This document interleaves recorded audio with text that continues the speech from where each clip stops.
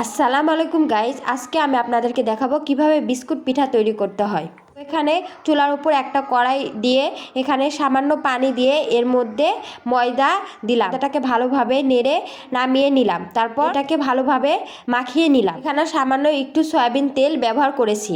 তারপর ভালোভাবে ময়দাটাকে মাখিয়ে নিলাম। তারপর ভালোভাবে এই সামান্য করে ময়দা হাতে নিয়ে এটাকে গোল গোল করে বিস্কুট পিঠা বানানোর এই ছাঁকনিটির মাধ্যমে সুন্দরভাবে ভেতরে এই গোল আটাটুকু রেখে ভালোভাবে দুই পাশ দিয়ে চাপটা লাগিয়ে দিলে তৈরি হয়ে গেল। তারপর আরেকটি কড়াইয়ে তেল দিয়ে এই পিঠাগুলো একে একে ভালোভাবে ভেজে নিলাম।